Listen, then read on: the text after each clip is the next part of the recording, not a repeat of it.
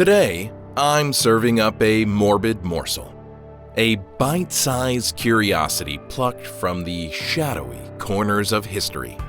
Short, strange, and just unsettling enough to stick in your teeth.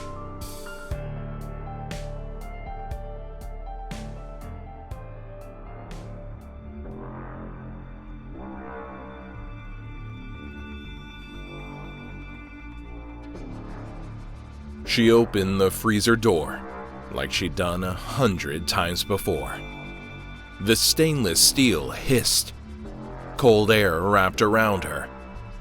She stepped inside, just for a moment, to prep, to check, to work. But this time, the door closed behind her, and it didn't open. She pounded her fist on the inside. No one heard. She screamed. The hum of the compressor drowned her out. The temperature dropped. Her breath came in short, panicked clouds. Minutes passed, then hours, and then nothing. They found her the next morning, curled on the floor, in a fetal position. Frozen. Her name was Nguyet Lee, and she didn't die because of the cold. She died because someone never fixed the door.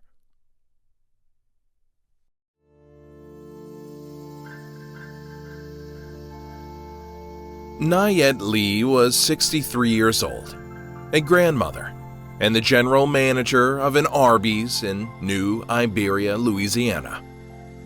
She had worked in food service for years. Long hours, fast pace, low pay. In May 2023, Nguyet was found dead inside the store's walk-in freezer after she failed to return home from her shift. An employee arriving the next morning discovered her body. And to make matters even more heartbreaking, the employee was actually her son. Temperatures inside the freezer hovered between -10 and 0 degrees Fahrenheit. And while the freezer killed her, what really ended her life was negligence. The broken door. According to the lawsuit filed by her family, the latch on the walk-in freezer had been broken for months. Employees reported it as far back as August 2022. That's a jarring 9 months before Nguyet died. Nothing was done. Instead, staff adapted. They used a screwdriver to open and close the door. They propped it open with a box of oil, just to avoid being trapped. That wasn't policy. That was desperation. And honestly, it's something they never should have had to do. Especially not for a consistent and prolonged basis. One former employee said, "It was just an accident waiting to happen. Everyone knew that freezer door was dangerous." Unquote. But upper management didn't fix it. They patched it with workarounds. They tolerated the risk until it became a tragedy. The last shift. On the night of May 10th, 2023, Nguyet was working alone to prepare the store for the next day. At some point during the night, she entered the freezer and couldn't get back out. There was no functioning safety release on the inside. No alarm. No backup plan. Her autopsy revealed hypothermia as the cause of death. The lawsuit states that her body was found in a fetal position, face down on the frozen floor. As if it wasn't bad enough to find his mother frozen to the floor of the freezer, he also saw signs of a desperate struggle with bloody handprints on the inside of the door. She'd clearly been banging on the door in the hopes that it would finally open.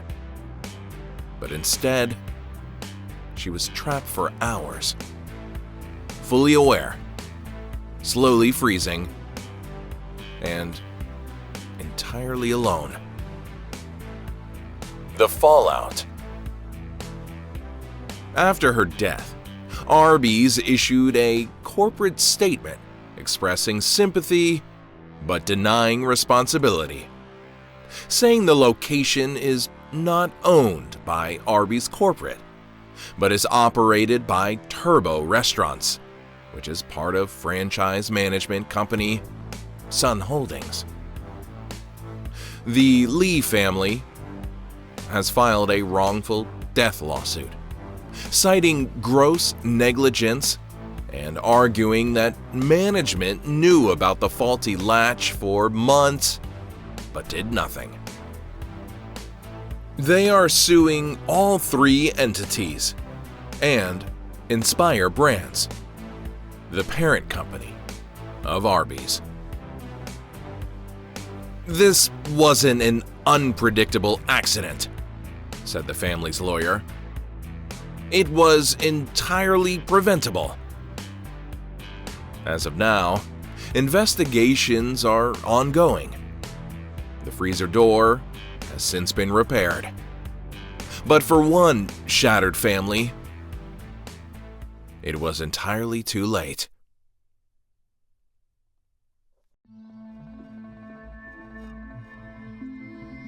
Nguyet Lee didn't die in a fire or a flood. She didn't die in war or by natural causes. She died inside a restaurant freezer because no one thought it was important enough to fix the faulty door. And in that sealed, frozen box, her life ended in silence, while the world outside kept spinning. Sometimes, horror doesn't arrive with monsters or murderers. Sometimes it shows up as a to-do list item that never gets checked off. There are about 60 walk-in freezer deaths each year in the United States. So, if anyone listening works in a restaurant, please be careful. And if you're in upper management, don't put off the repairs if employees tell you there is an issue with the freezer door.